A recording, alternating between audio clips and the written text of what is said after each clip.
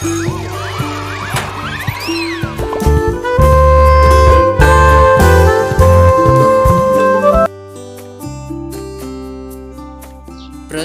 1. નીચેના દરેક પ્રશ્નના ઉત્તર માટે આપેલા વિકલ્પોમાંથી સાચો વિકલ્પ પસંદ કરી આપેલા ખાનામાં દર્શાવો. 1. લેખકે વહેલા ઉઠવાનો સંકલ્પ કર્યો કારણ કે ક. લેખકને હાસ્યલેખ લખવા માટે યોગ્ય સમય લાગ્યો. ખ. લેખકની જિંદગીમાં લગભગ 4 વર્ષ જેટલો વધારો થાય. ગ. વહેલા ઉઠીને ધ્યાન યોગાસન કરવા માટે. ઘ. વહેલા ઉઠીને કસરત કરવા માટે. જવાબ ખ. લેખકની જિંદગીમાં લગભગ 4 વર્ષ જેટલો વધારો થાય. ચા બંધ કરનાર ભાઈનો સંકલ્પ તૂટી ગયો કારણ કે ક. એમના સંકલ્પથી ઇન્દ્રનું આસન ડોલી ઉઠ્યું. ખ. ચાની જાહેર ખબરને એમને ચડાવી દીધા. ગ. માતા પિતા, પત્ની, બહેન અને મિત્રોના પ્રેમને કારણે. ઘ. માંદગીના ઉપવાસમાં ચા પીવાના કારણે રાહત થવાથી. જવાબ ઘ. માંદગીના ઉપવાસમાં ચા પીવાના કારણે રાહત થવાથી. 3. નવા વર્ષના સંકલ્પો એટલે વહેલી પરોઢનું ઝાકળ એમ લેખક શા માટે કહે છે? ક. સાંજે નક્કી થાય અને સવારમાં તૂટી જાય છે. ખ. ઝાકળની જેમ અલ્પજીવી હોય છે. ગ. સંકલ્પો વિચારીને લેવાતા નથી. ઘ. સંકલ્પો દર બેસતા વર્ષે લેવામાં આવે છે. જવાબ ખ. ઝાકળની જેમ અલ્પજીવી હોય છે. 4. લેખકના મતે સંકલ્પો પાડી શકાતા નથી કારણ કે ક. તે પાડવાની મક્કમતાનો અભાવ હોય છે. ખ. સંકલ્પો ઉતાવળે લેવાયેલા હોય છે. ગ. દેખાદેખીના કારણે લેવાયેલા હોય છે. ઘ. સંકલ્પો માત્ર લેવાના હોય છે.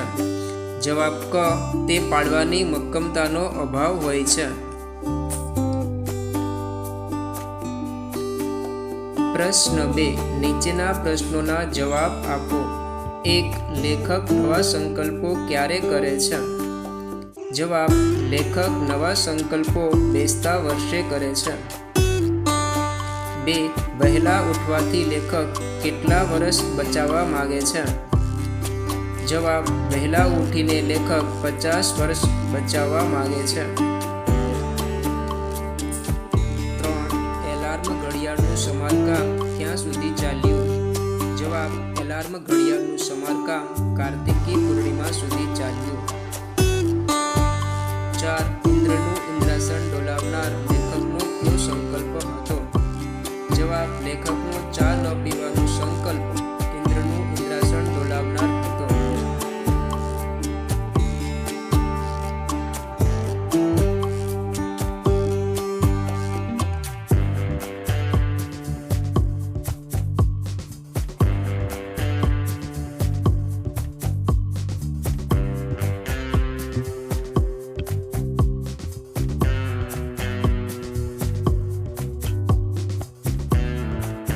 પ્રશ્ન 1. નીચેના પ્રશ્નોના ઉત્તર લખો. 1. નવા વર્ષે લેખક કયા કયા સંકલ્પ કરે છે? જવાબ. નવા વર્ષે લેખક નીચે મુજબ સંકલ્પો કરે છે. આખું વર્ષ વહેલા ઉઠવું, નિયમિત નોંધપોથી લખવી, આજ પછી કસરત ન કરી હોય તે દિવસે જમવું નહીં, કદી ચા ન પીવી, હંમેશા 1.5 કલાક ગાતું, 3 કલાક વાંચવું ને વાંચવું જ, રોજ ગીતાનો એક શ્લોક મોઢે કરવો, પાયેનો વ્યવસ્થિત હિસાબ રાખવો. 2. બેસતા વર્ષે સામાન્ય જનોના મનમાં કયા વિચારો આવે છે? જવાબ. બેસતા વર્ષે સામાન્ય જનોના મનમાં એકાએક વિચાર આવે છે કે આપણે પણ બુદ્ધ, મહાવીર, વિવેકાનંદ કે નેપોલિયન થવું. તેમને જીવનના વર્ષો નિરર્થક સરી જતા લાગે છે, તેથી એકદમ કંઈક કરી નાખવું એવો વિચાર તેમના મનમાં આવે છે.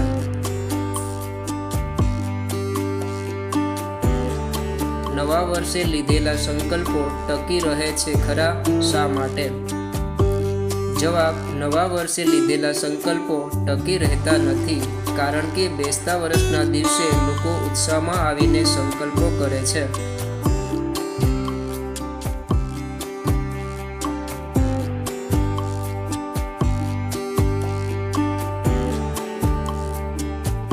આ પાઠમાંથી એક વિનોદી ભાગ વર્ગ સમક્ષ રજૂ કરો.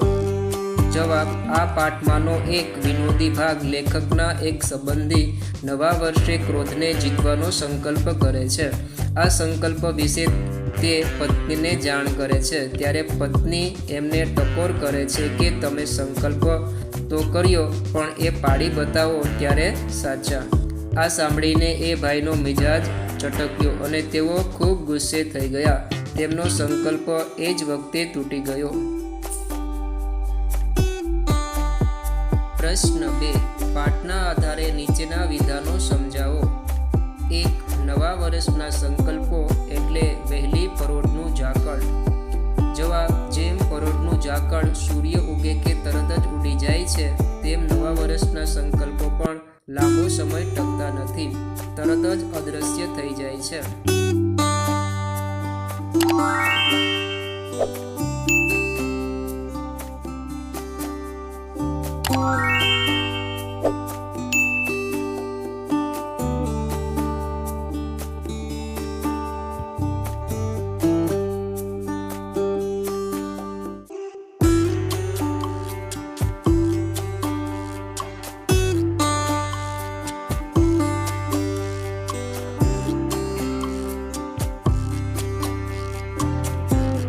પ્રશ્ન 3. નીચેના શબ્દોનો ઉપયોગ કરી વાક્ય લખો. 1. આત્મસુધારણા. જવાબ: દરેક વ્યક્તિએ બેસતા વર્ષે આત્મસુધારણા માટે કોઈને કોઈ સંકલ્પ કરવો જોઈએ. 2. અઠવાડિયું. જવાબ: અઠવાડિયું વીતી ગયું છતાં વિદેશ ગયેલા દીકરાના કોઈ સમાચાર આવ્યા નહીં.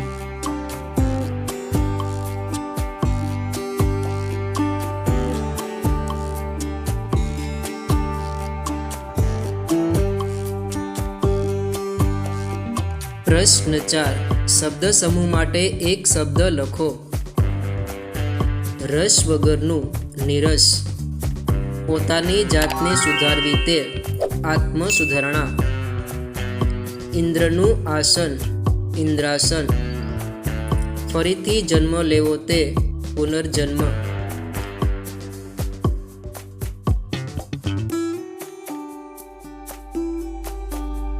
પ્રશ્ન 5. નીચેનામાંથી દ્વંદ્વ સમાજ ઓળખો અને નીચે લીટી દોરો.